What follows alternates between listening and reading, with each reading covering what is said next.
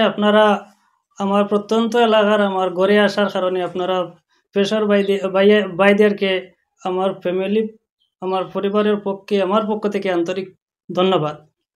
সর্বপ্রথম হইল গিয়া রতনপুর জিপি হাইলাকান্দি জেলার প্রত্যন্ত এলাকার গ্রামীণ একটা জিপি।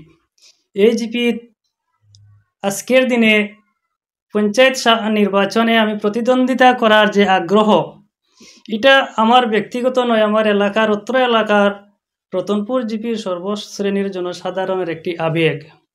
কারণ হলো আজকের দিনে আমরা যারা এপি জেলা পরিষদ প্রেসিডেন্ট নির্বাচিত করে দিই, তারা জিপির সার্বাঙ্গীন উন্নয়নের লক্ষ্য নিয়ে কোনো কাজ করে নাই।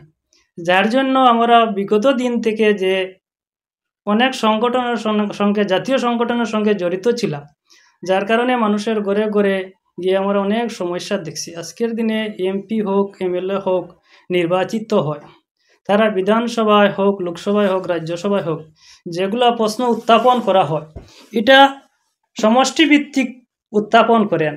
আজকের দিনে আমাদের গ্রামীণ যে সমস্যাটা হয়েছে, সেই সমস্যা স্থায়ীভাবে সমাধান করতে হইলে পঞ্চায়েত রাজের দরকার।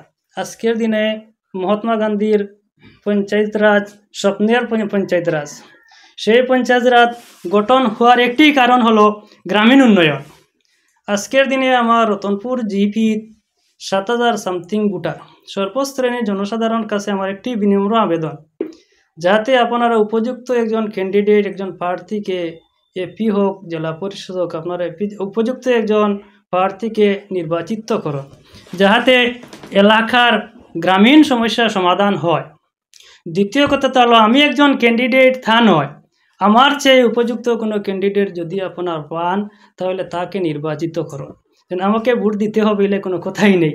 আমার সাথে আজকে যারা কন্টেস্টিং ক্যান্ডিডেট আছেন তাদের প্রতি আমার ধন্যবাদ বা শুভেচ্ছা রইল। সবেই আগ্রহ প্রকাশ করছে যে আমরা এই রতনপুর জিপিত প্রতিদ্বন্দ্বিতা করব, তার জন্য তাদের সকলের প্রতি আমার আন্তরিক ধন্যবাদ। কেননা গ্রামীণ সমস্যা সমাধান করতে হইলে পঞ্চায়েত রাজের দরকার।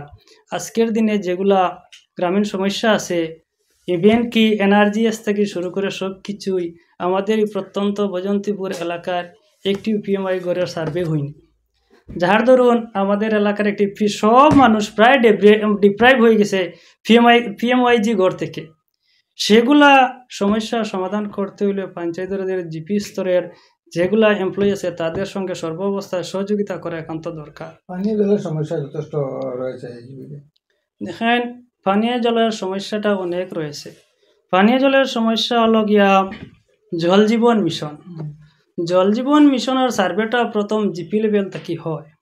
আজকের দিনে বিগত যেগুলো আমাদের জিপির নেতৃস্থানীয় ছিলেন তারা কতটুকু করেছেন তা আমার অবগত নয়, তবে যার জন্য আজকের দিনে আমাদের গ্রামীণ অঞ্চল আজকের দিনে যে পানীয় জলের সমস্যা দেখা দিছে, আমাদের চতুর্দিকে পানীয় জলের হাহাকার, যার জন্য এটাও প্রথমে পঞ্চায়েত স্তর থেকে এমএলএ স্তর পর্যন্ত উঠাইয়া নিতে হইলে একজন দক্ষ রাজনীতিবিদ পঞ্চায়েত স্তরের দরকার।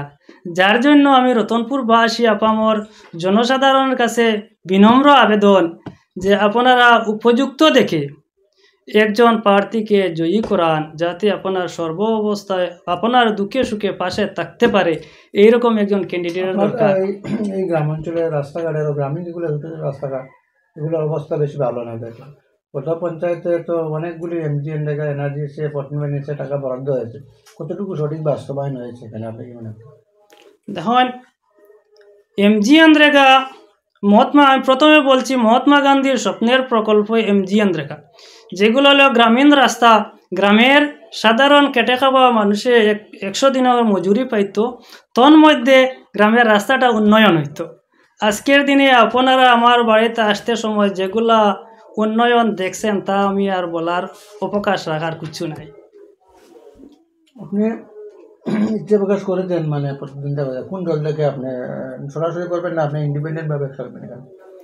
আমি রতনপুর জিপির আপামর সর্বশ্রেণীর জনসাধারণ যেটা দল মেনে নিবে সেটাও আমি মেনে নেব, নাহলে আমি নির্দলে প্রতিদ্বন্দ্বিতা করব। আমি রতনপুর জিপির সর্বশ্রেণীর জনসাধারণের উপর আমার টিকিট বা আমার দল আমি জনসাধারণ নিয়ে আপনি তো যেটা ভাববেন সেটা আমি আপনার করব। তো রাজ্যের দলের একজন কর্মী, তো আপনার দল থেকে টিকিট নিয়ে প্রতিদ্বন্দ্বিতা করতে আপনার আপত্তি দিয়েছে?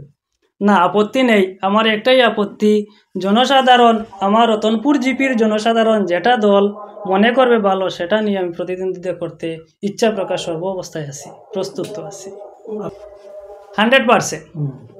দেখুন, প্রথম হলো গিয়া গ্রামীণ সমস্যার সমাধান করতে হলে প্রথমে মানুষের যে কোনো ক্যান্ডিডেট হোক না কেন সোশিয়াল অ্যাক্টিভ হইতে লাগে। আজকের দিনে আমি যে সোশিয়াল ওয়ার্কার একজন তা নয়, সবই সোশিয়াল ওয়ার্কার, কিন্তু আমরা যে জাতীয় সংগঠন করেছি মানুষের ঘরে ঘরে গিয়ে মানুষের সমস্যা দেখছি। প্রথমে আমার যুবা ভাই যারা আছে আমার জিপি, তাদের নিয়ে একসাথে চলার একটা আমার অঙ্গীকারবদ্ধ।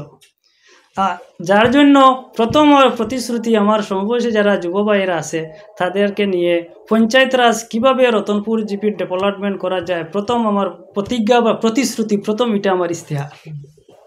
দ্বিতীয় কথাটা হলো, দেখুন আজকের দিনে আমাদের রতনপুর জিপিত রাস্তাঘাটের এমজি এন্দ্রেকার কাজের অনেক গুণগত মান নিয়ে অসুবিধা আছে, যার দরুন আজকে এক জায়গার থেকে অন্য জায়গায় যাতায়াত করতে হলে রাস্তাঘাটের অনেক অসুবিধা। সর্ব অবস্থায় চেষ্টা করব রতনপুর জিপির রাস্তাঘাট, গ্রামীণ রাস্তাঘাট উন্নয়ন করা একটা আমার প্রধান লক্ষ্য এবং উদ্দেশ্য থাকবো আমার যুব ভাইদেরকে নিয়ে। দ্বিতীয়ত হলো কি, দেখুন পানীয় জলের যেটা সমস্যা আছে, আজকের দিনে আমরা অনেক প্রতিবাদ, অনেক ধর্ণা করেছি, তা কতটুকু সঠিক বাস্তবায়িত হয়েছে তা আপনারাও নিশ্চয় জানেন। এটা নিয়ে সর্ব অবস্থায় জেলা পর্যায়ে হোক, ডিসি পর্যায়ে হোক, ব্লক পর্যায়ে হোক, নিয়ে এটা সর্ব অবস্থায় চেষ্টা করব কতটুকু বাস্তবায়ন হব তা মানুষে জানে, বা আমি কতটুকু করতে পারবো তা রতনপুর জিপির আপামর জনসাধারণ বুঝতে পারবে। তিনটা বললেন, আর দুটা বলুন। চতুর্থ, দেখুন আজকের দিনে আমাদের রতনপুর জিপি অনেক সমস্যা আছে। আপনি কি 5টা বলেছেন, আমার রতনপুর জিপিতে অনেক সমস্যা আছে যাহা বলার অবকাশ রাখার মতো না। যার জন্য প্রথমে হলো পায়মানা যুব ভাইদের নিয়ে চলার অঙ্গীকারবদ্ধ, দ্বিতীয় হলো পানীয় জলের সমস্যা, তৃতীয়ত হলো কি রাস্তাঘাটের সমস্যা, চতুর্থ হলো আজকের দিনে আমাদের অনেক সমস্যা জর্জরিত রতনপুর জিপি। যার জন্য আমরা রতনপুর জিপির সর্বশ্রেণীর আপামর জনসাধারণের কাছে আমার বিনম্র অনুরোধ, আপনার উপযুক্ত দেখে একজন ক্যান্ডিডেটকে পঞ্চায়েত রাজে পাঠান, যাতে এই বছর নতুন পঞ্চায়েত যেটা হয়েছে প্রেসিডেন্ট সরাসরি নাই, একজন গ্রুপ মেম্বার থেকে গিয়ে প্রেসিডেন্ট নির্বাচিত হয়েছেন, একজন এপি হলে সবার 10টা ওয়ার্ডের মতো খাবার করতে লাগে। আমি উপযুক্ত তা নয়, যার জন্য আপনার উপযুক্ত আমাকে ভাবুন, যদি আপনাদের সার্ভিসটা 5 বছর কীরকম দিব আপনারা দিলে জানে, যদি সে ভাবেন তাহলে আমাকে উপযুক্ত মনে করে আপনারা মূল্যবান ভোট দিবেন। আমি ভোটের মূল্যায়ন দেওয়ার চেষ্টা করব, আর আমার থেকে উপযুক্ত কেউ যদি সে থাকে তাহলে আপনারা তাকে ভোট দিবে, যাতে সঠিক দিকে আমাদের পঞ্চায়েত রাজটা এগিয়ে যেতে পারে, আমাদের নেক্সট জেনারেশন যেটা হইব সেটার অনুসরণ যাতে করতে পারে।